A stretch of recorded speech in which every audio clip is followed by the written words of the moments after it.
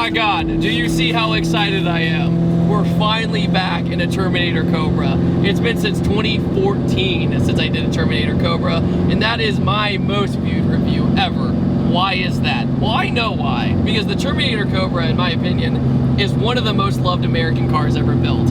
You can ask almost any import guy too, they will admit the Terminator Cobra is a badass car.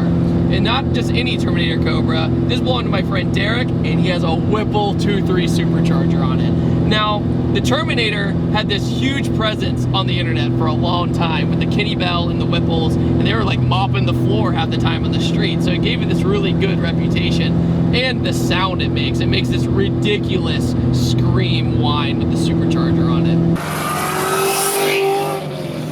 And they're known for having pretty sturdy bottom ends for being factory, especially for 2003, 2004. The 03 Cobra is ridiculous. A lot of people kind of nicknamed it the American Supra because the Supra had such a strong bottom end. This car is completely done up. It has this amazing snakeskin wrap on it, which the first time I saw at night, and that made it seem even more vicious, and he looked like he was hunting people. That's why he's got that plate in the back saying venomous, because he's gonna bite you. I love it as a nice, simple pillar pod setup.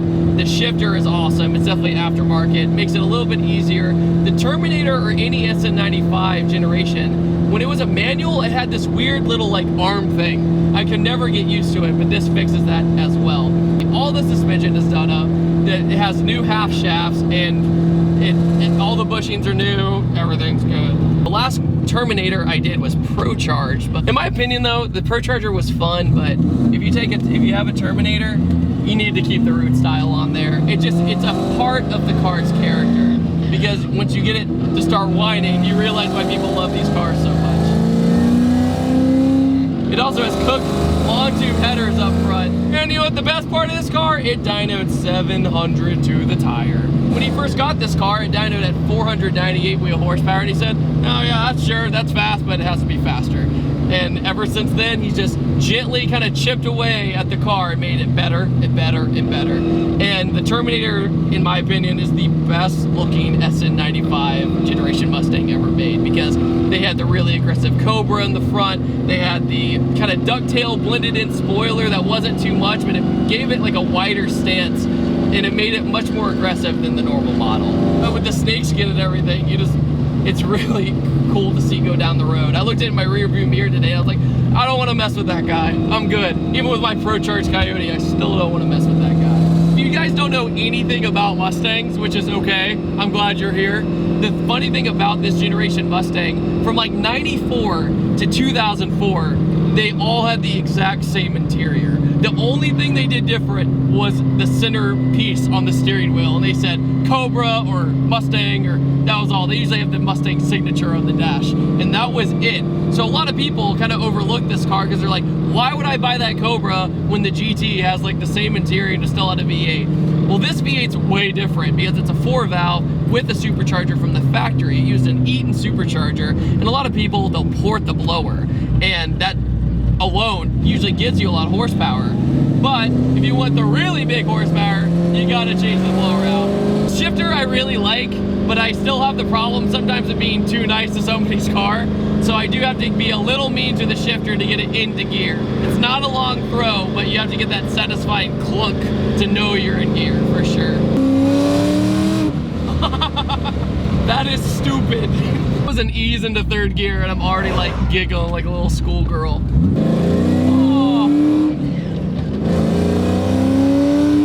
Oh my God. So the fuel system in this is a triple pump system, so you will never run out of fuel. He basically did the biggest fuel system he could just in case he wanted to go more power down the road. And that's good, because a lot of people nowadays, I think, should do that. If they ever want to go bigger, they won't have to redo their fuel system. And that also causes it never to lean out. You're never gonna lean out with this fuel system. So it actually has a Toyo drag radial in the back. And it's actually, I'm not pushing it around corners or anything, but it can do it. That's the good thing about it. And a lot of the times people will run an actual slick setup on these cars, and you're kind of toast if you go around a corner.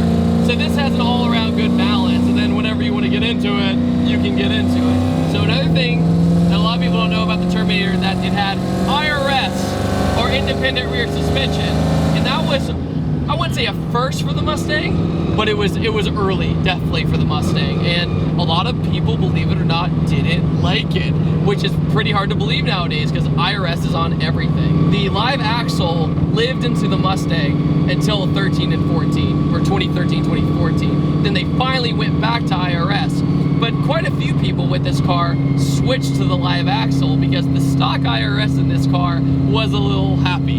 It would get a little all over the place if you didn't know what you were doing, you didn't let off the gas. And that's where all the Mustang memes come from. Still, a lot of people swap the live axle out, but in my opinion, keep the IRS. It's a special gem in this generation of the Mustang, and it works just fine when you do a little bit of work to it. This is the smoothest driving Terminator I've ever been in. The Pro Charge one was a race car, and you couldn't go anywhere in that thing.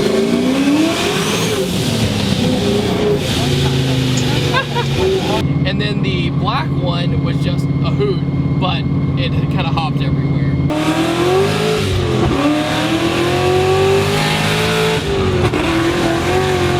All right, so I'm gonna take baby steps, and I'll slow down. Hold on.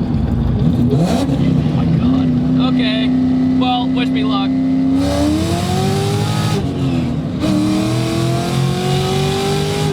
Oh my God. That is ridiculous. These are actually really good up front. I was scared they were going to be basically stock brakes or we would be in trouble. So what I've noticed is compared to the ported blower car I did 2 years ago, this one, I know you're going to say I'm crazy, but it's more balanced. It's actually easier to drive. The power band is so linear and tuned so well by our friends at Injected Engineering over in Kennesaw. They did such a great job on this tune, and you're never like out of control. You're always in control, and you can stay relaxed and just focus on the task at hand ahead of you.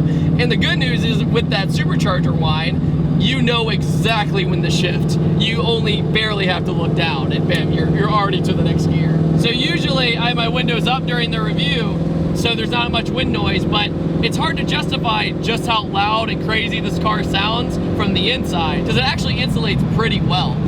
Give you some sound.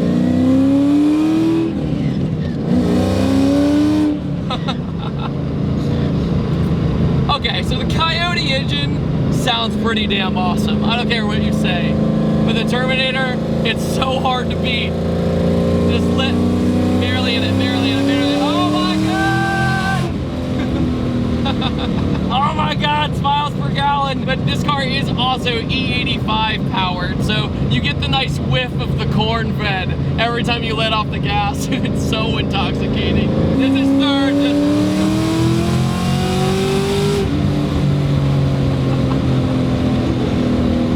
Okay, we're not dead. It handles corners pretty well. Coming in your eardrums.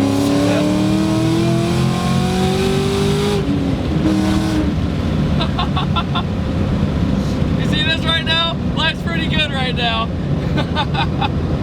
But like I said earlier, guys, it's so great because I'm enjoying the moment. I'm not freaking out. I'm not having to catch it all over the place. It just goes. And the best part is right when you let off the gas, it goes, okay, you're done. Unlike a turbo car where you wait, and bam, you're gone. This is just, okay, bye. And that's why it has such an advantage, because he goes to want to go fast. He has such a big advantage with the rouge blower down low especially, and he can outrun people until the end of the finish line because he's just gotten that much far ahead. With a turbo car, you can maybe eventually reel him back in, but it's usually too late. I think Ford had one big advantage with this car. They built a car with real character, and I think that won a lot of people over, and that's why you see this car is still holding value, which I cannot believe. With this interior and everything else, it's still holding value because people still want them. I think that's a testament, because there's not a lot of cars out there that keep their value like that, that's American, and it's still so loved. Oh my God.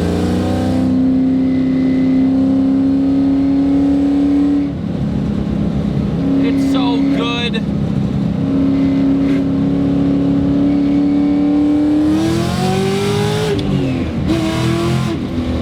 Oh, Jesus. One more for the road.